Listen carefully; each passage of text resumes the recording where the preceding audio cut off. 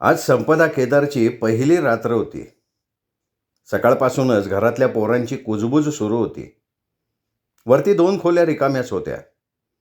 एरवी तिथे कॉलेजची मुलं भाड्यानं राहायची. त्यांची सुमनला सोबतही व्हायची आणि भाडंही मिळायचं.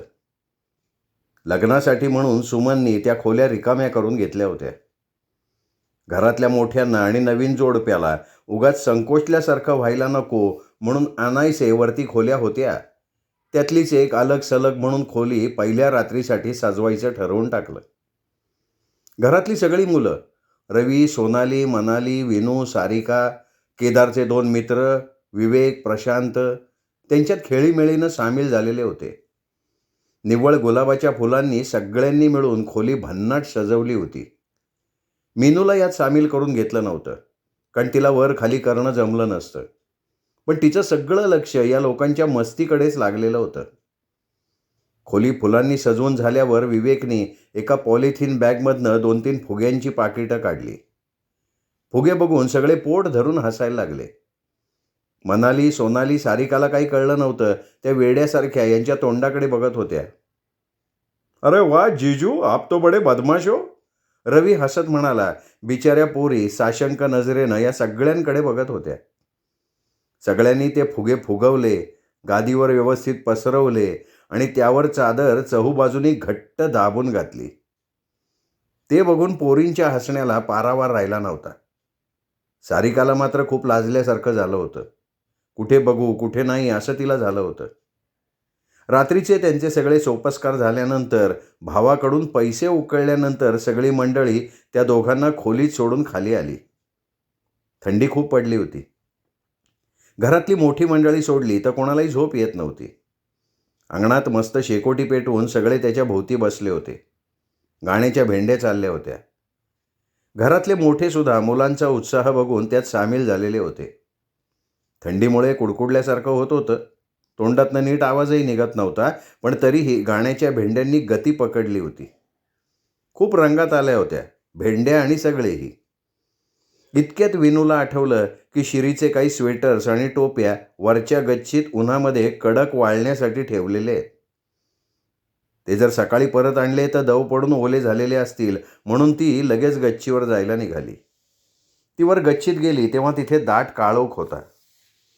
त्या काळोखात गच्चीच्या कोपऱ्यात तिला काहीतरी हालचाल जाणवली. ती घाबरलीच क्षणभर. तिने भरकन कपडे घेतले आणि जाताना दृष्टी रोखून बघितलं तर रवी आणि सारिका एकमेकांच्या बाहुपाशात झुलत होते. तिला बघून ते एकदम सावरले, हलकेच दूर झाले. दोघांबद्दल तसं तिच्या कानावर आलं होतं, म्हणून ती त्यांना चिडवत म्हणाली, चालू द्या चालू द्या तुमचं, चालू द्या. असं म्हणत ती खाली पळायला लागली. तेवढ्या दोघांनी विनयाला आवाज दिला, ए विनुताई, विनुताई थांब ना प्लीज. चला की खाली आता. अचानक गायब झालात तुम्ही दोघं. तुमच्याशिवाय मजा येणार आहे का भेंड्यांना? असं खेळीमेळीनं बोलत विनू खाली जायला लागली. ताई, ताई 1 मिनिट हां, कुणाला सांगू नको प्लीज. ठीक आहे, नाही सांगणार.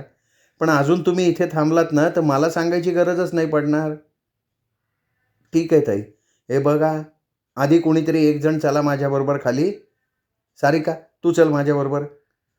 सारिका विनूबरोबर खाली आल्यामुळे कोणाच्या काही लक्षात आलं नाही की ती मगासपासनं गायबच आहे. पण रवी खाली आल्याबरोबर मोहन काकांनी त्याला पकडलं. काय रे, कुठे होता इतका वेळ? काका इथेच होतो की, असं म्हणून त्यांनी वेळ मारून दिली. त्याची फजिती बघून विनूला आणि सारिकाला खुदकन हसायला आलं. हळूहळू सगळ्यांची आवराआवर सुरू झाली. संपदा आणि केदार 8-10 दिवसांसाठी महाबळेश्वरला जाणार होते. त्यांच्या पाठोपाठ घर रिकामं झालं. घरात खूप भकास वाटायला लागलं होतं. नाही म्हटलं तरी 1 महिन्यापासून काही ना काही चालूच होतं. सुमनला खूप थकवा जाणवत होता. आता कुठे तिला जरा मोकळा श्वास घ्यायला, स्वतःशी बोलायला, विचार करायला वेळ मिळणार होता. दुपारची जेवण झाल्यानंतर मीनू अंगणात खुर्ची घेऊन उन्हं खाण्याकरता सोनचाफ्याजवळ येऊन बसली. येताना मटारच्या शेंगा सोलायला घेऊन आली. तिच्या पाठोपाठ सुमनही मागचं सगळं आवरून येऊन बसली. दोघींच्याही मनात एकच गोष्ट घोळत होती, पण दोघीही गप्प होत्या. चर्चा केली की विचारांना फाटे फुटतात आणि मग मन नकारात्मक होऊन तसं वागायला लागतं, म्हणून दोघीही बळच ओठाला कुलूप लावून बसल्या होत्या. पण अगदी ओठावर ही गोष्ट असल्यामुळे त्यांना दुसऱ्या गोष्टी बोलायला सुचतही नव्हतं. शेवटी मीनू बोललीच, आई अगं तुला काय वाटतंय, संपदा नीट राहील ना? सुमन जरा विचार करत म्हणाली, काय माहिती ग बाई, आत्ताच काय सांगणार? वागेल हळूहळू नीट घळात रुळली की. आई अगं तसं झालं तर बरं होईल. ती जरा थोडी. सुमननी मीनूकडे बघितलं. तिला काय म्हणायचंय हे तिला कळलं होतं. हो ग, मलाही जाणवलं ते. तिला आपल्या माहेरचं जास्तच वाटतंय नाही? सुमन मांडीवरची मटाराची टरफलं गोळा करत म्हणाली. हो की. अगं त्या दिवशी ती इकडे कोणाशीच काही बोलली नाही. माहेरच्यांचंच तोंड पकडून बसली होती. मीनू चिडून बोलत होती. बरं तर बरं, माहेरचे गेल्यानंतर विनूनी बोलवलं तरी सुद्धा ती आली नाही. तिलाही वाईट वाटलं. तुझं काही नाही ग, तू इथे राहत नाहीस, पण विनू इथे राहते ना ग नागपुरात. दोघी नंदा भावजयांचं चांगलं झालं म्हणजे बरं. बघू आता सटवाईने नशिबात काय लिहून ठेवलंय. तिने लिहून ठेवलंय ते टळणार थोडंच. सुमन काळजीच्या स्वरात बोलत होती. सकाळपासून सुमनचं लक्ष सारखं गेटकडे लागलं होतं. सकाळी कामं तिने आज लवकर आटोपली होती, कारण आज संपदा आणि केदार परत येणार होते. 10 वाजून गेले तरी पत्ता नव्हता त्यांचा. ती गेटमध्ये वाट बघत उभी राहिली. पाय दुखायला लागले म्हणून आत आली. तितक्यात ऑटो थांबल्याचा आवाज आला म्हणून मागे वळून बघितलं तर केदारचीच रिक्षा. का रे उशीर झाला? मी कधीची वाट बघतीये. अगं आई, गाडी लेट झाली. एकदा टेलिफोन बूथवरनं फोन लावला होता संपदानी. तिच्या आईला फोन लागला, पण आपल्या घरी फोन लागलाच नाही. सुमन आणि मीनू बघत राहिल्या केदारकडे. हो का? आपल्याकडे फोन नाही लागला का? सुमनच्या खरं तर तोंडापर्यंत आलं होतं की लावला होता का पण आपल्या घरी फोन. तिने टाळलं. बरं, कसा झाला प्रवास? एकंदर ट्रिप कशी झाली? दोघांना एकत्रच विचारलं, पण संपदा काहीच बोलली नाही. ती सामान बेडरूममध्ये ठेवत होती. केदारनेच उत्तर दिलं, छान झालं, खूप मजा आली, पण थकवा खूप आलाय आता. थांबा हां, पाणी आणते मी. मीनू म्हणाली. तेवढ्यात सुमन पाणी आणि आल्याचा चहा घेऊन आलीच दोघांसाठी. गप्पा गोष्टी, प्रवासाचं वर्णन ऐकत जरा वेळ बसले चौघे. नंतर आंघोळी वगैरे करून दोघं फ्रेश झाले. दुपारची जेवणं झाल्यानंतर संपदानं आपली बॅग आणली. केलेलं शॉपिंग दाखवायला. एक एक वस्तू ती काढून दाखवत होती. ड्रेस, साडी, शाल, बांगड्या, कानातले, परफ्यूम, चपला, सगळं छान होतं. सुमनला नाही, पण मीनूला वाटलं होतं की ती म्हणेल, हे घे मीनू, हे तुझ्यासाठी. पण तिची निराशाच झाली. तिला थोडासा रागही आला. संपदाचा नाही, तिला तिच्या मोठ्या भावाचा राग आला. संपदा तर आत्ता आली आहे, पण हा तर आपला जुना भाऊ आहे ना. याला वाटायला नको आपल्या लहान बहिणीसाठी काहीतरी न्यावं, ते पण मी इथे आहे म्हणून. बरं ठीक आहे, मला काही नाही, पण होणाऱ्या बाळासाठी काहीतरी आणायचं. मीनूच्या मनाला ती गोष्ट खूप लागली, पण तिने तसं अजिबात दर्शवलं नाही. दुपारची झोप झाल्यानंतर संपदाचं सारखं घड्याळाकडे बघत आत बाहेर करणं चाललं होतं. बरोबर 5 वाजता तिचे आईवडील भेटायला आले. ती आई म्हणून आईच्या गळ्यात दोन्ही हात टाकून चिपकली. आई, तुम्ही 4 वाजता येणार होतात ना, कधीची वाट बघतेय मी.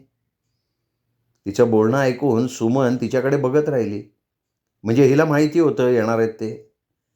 अगं बाई, निघालो वेळेवर, पण ऑटोच नाही मिळाली लवकर म्हणून झाला उशीर, तिची आई म्हणाली. सुमनला थोडा राग आला होता, पण तिने तो पोटात घालत तिच्या आईशी बोलणं सुरू केलं. कशा आहात तुम्ही? गेला का लग्नाचा थकवा? हो बाई, गेला की. तुम्ही कशा आहात? आणि मीनाची डिलिव्हरी कधी आहे? मी ठीक आहे. मीनूची डिलिव्हरी आहे आता 15 दिवसानंतर.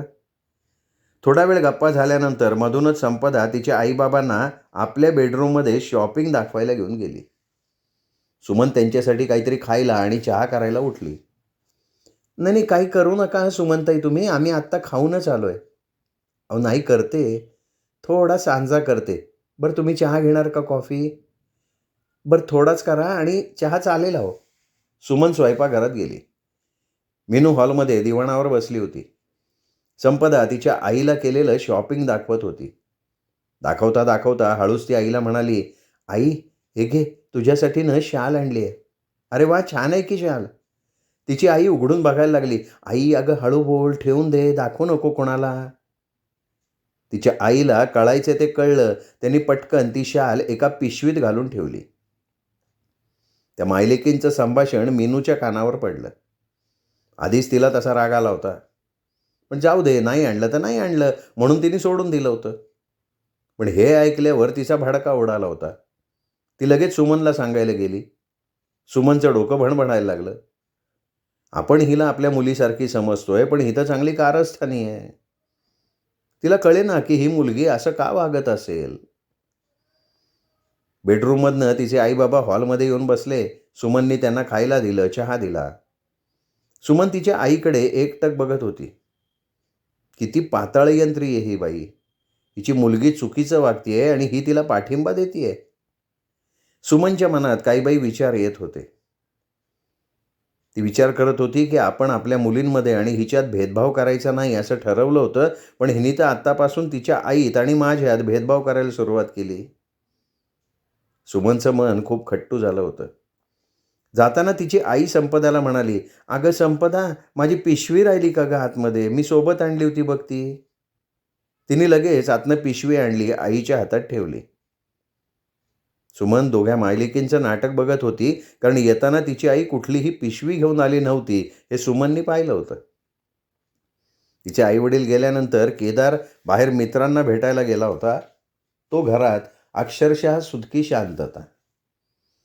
सुमनला इच्छा नसतानाही राग येत होता. तिला अशी वेळ शक्यतोवर येऊ द्यायची नव्हती. उगाच घरात तमाशा नको. मीनूचे दिवस भरत आलेत म्हणून सुमन मीनूलाही शांत राहण्यासाठी समजावत होती, पण मीनूचा राग अनावर झाला होता.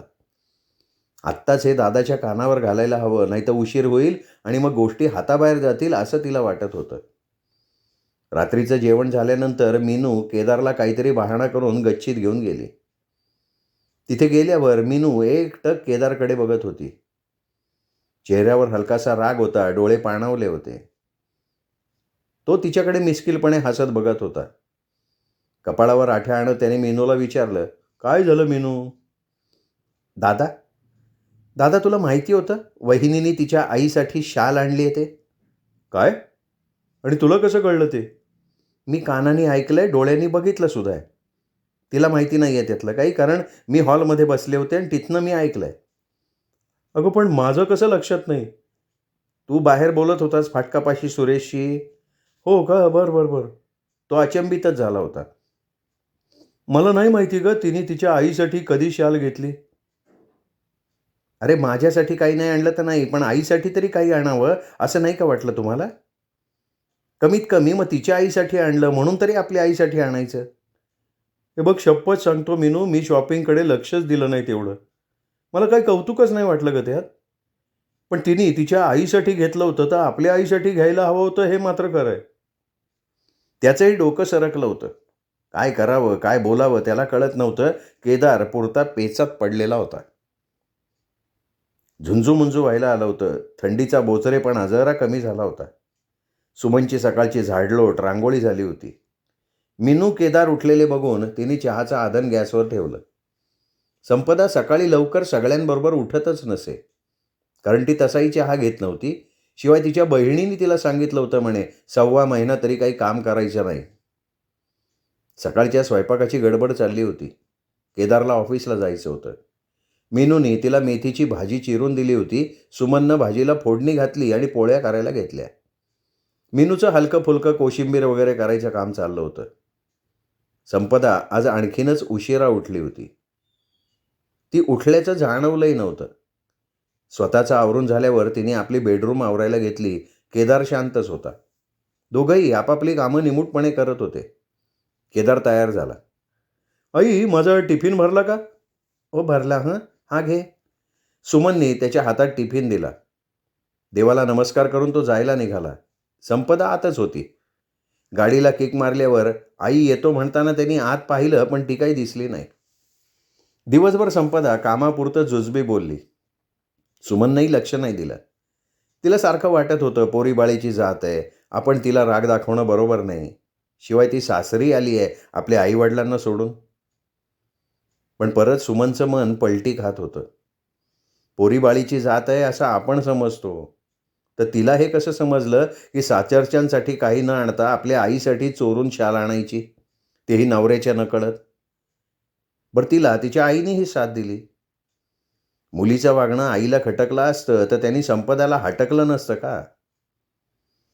तरीही सुमननं प्रकरण जास्त चिघळू नये म्हणून चेहऱ्यावर आणि शब्दात रागाचा किंचितही लवलेश येऊ न देता मोकळ्या आवाजात तिला हाक मारली. संपदा, अगं जेवायला ये. चल बरं, ये पटकन. ती जेवायला आली पण चेहरा मख्ख. तिचं वागणं बघून मीनू तोंडातल्या तोंडात पुटपुटली, चोराच्या उलट्या बोंबा. सुमननी तिला डोळे दाखवले तशी मीनूनं मान झटकली. संध्याकाळी केदार ऑफिसातनं आल्यावर फ्रेश होऊन सोफ्यावर मागे रेलून डोळे मिटून बसला होता. संपदा आतमध्ये होती. शेवटी मीनूने त्याला पाणी आणून दिलं. तिला खूप अपराध्यासारखं वाटत होतं. उगाचच आपण याला बोललो आणि त्यामुळे हा अस्वस्थ नाही ना झाला असं तिच्या मनात येत होतं. काय रे, काय झालं? अस्वस्थ कायस? अगं आई कुठे आणि संपदा? येते रे, चहा आणतीये. सुमन त्याच्यासाठी आल्याचा फक्कड चहा घेऊन आली. काय झालं, बोल. आई, अगं माझी बहुतेक बदली होणार आहे अकोल्याला. सुमन थोडी काळजीत पडली पण लगेच सावरत म्हणाली, हो का? बरं झालं, हो देत की. झाली तर झाली बदली. आणि बदली झाली तरी प्रमोशनवर होईल ना? मग चांगलंच आहे. साखर ठेवते हा मी देवापुढे. अगं पण नेमकी हिची डिलिव्हरी आहे आणि मला त्याच वेळी जॉईन व्हायला लागणार आहे. मग तुझ्या सोबतीला कोण राहणार? अरे त्यात काय काळजी करायची? आहेत की एवढे लोक. आणि विनू आहे ना, ती असल्यावर कोणाची मदत घ्यावी लागते का? आईचं बोलणं ऐकून केदारची चिंता जरा कमी झाली. तिघांचं संभाषण ऐकून संपदा एकदम खुशीत बाहेर आली. मी ठेवू का देवापुढे साखर? तिघांनीही तिच्याकडे रोषानं बघितलं. नको, असू दे, मी ठेवते. सुमन म्हणाली. संपदानं खांदे उडवले आणि ती हसत सगळ्यांच्या मध्ये बसून बोलायला लागली. रात्रीची जेवणं झाल्यानंतर सुमन, मीनू टेबल साफ करणं, उरलेलं अन्न फ्रीजमध्ये ठेवणं वगैरे कामं करत होत्या. संपदा मात्र हात धुवून केदारबरोबर हसत हसत गप्पा मारत बसली होती. कशी दात काढते बघ ती, मीनू तणतणत म्हणाली. आजही दिवसभर वाट बघितली तरी नळ आलाच नव्हता. वरच्या टाकीतलं पाणी संपलं होतं. वापरायला थेंबर पाणी उरलं नव्हतं. सुमनची तगमग सुरू झाली. घराच्या बाजूला कोपऱ्यावर हापसी होती. नळ यायच्या अगोदर सगळे लोक तिथूनच पाणी भरायचे. घरची विहीर जाळी टाकून बंदच करून टाकली होती. सुमननी बादल्या उचलल्या आणि ती पाणी भरायला निघाली. मीनू संपदाकडे कटाक्ष टाकत बोलली, अगं आई थांब, तू कुठे जातीयेस? एकटी कशी भरणार तू पाणी? हापसीतनं पाणी काढणं होणार आहे का तुझ्याच्याने? अगं पण बिलकुल पाणीच नाही आहे वापरायला. भरते मी पाणी, त्यात काय आता? अगं हो, पण काढून आणणं जमणार आहे का? दादाला येऊ देत. अगं त्याला यायला खूप वेळ आहे बाळा अजून. एवढं बोलून सुमन निघाली सुद्धा. संपदाकडनं अपेक्षा केली होती पण तिने उपेक्षा केली. ती टीव्हीच बघत होती. मीनूचा मात्र तिळपापड झाला. सुमननं हापशीचं पाणी काढून एक बादली कशीबशी रिचवली आणि दम भरून आला. तिला धाप लागली होती. तितक्यात विनू आणि विवेक तिथे पोचले. ते श्रीला दवाखान्यात घेऊन गेले होते. त्याच्या हातावरची जखम आता ठीक झाली होती पण डाव्या हाताच्या दंडावर मांस गोळा झालं होतं. ते पुढे मागे ऑपरेशन करून काढून टाकता येईल असं डॉक्टर म्हणाले होते. दुखणं मात्र पूर्णपणे थांबलं होतं. विनूनी पटकन जाऊन आईच्या हातातली बादली घेतली. मीनू दारातच उभी होती. आई का पाणी भरतीये? नळ नाही आला? ती बादली घेऊन आत आली. बघते तर काय संपदा मस्तपैकी टीव्ही बघत होती.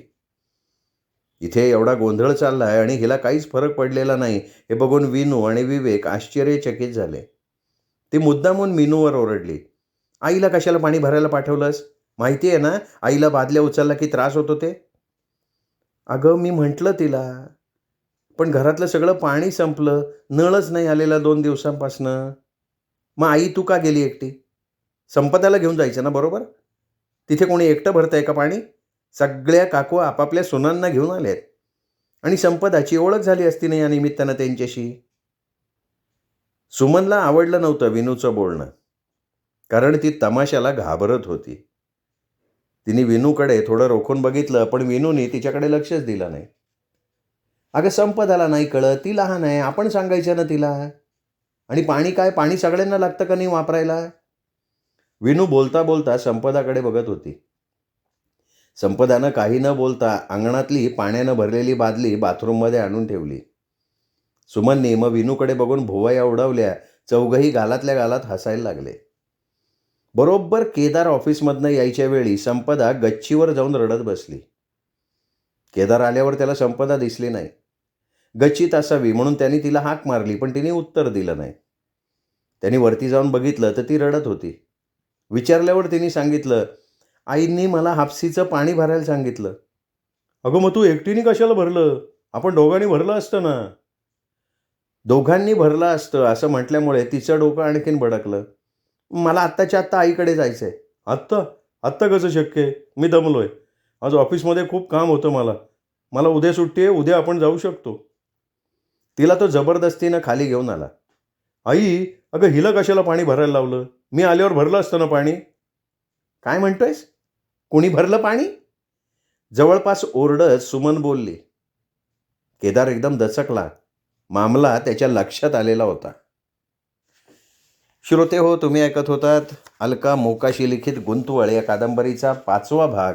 6वा भाग ऐकण्यासाठी उद्या भेटूयात दीपक रेगे कथाकथन चॅनलवर. तोपर्यंत नमस्कार.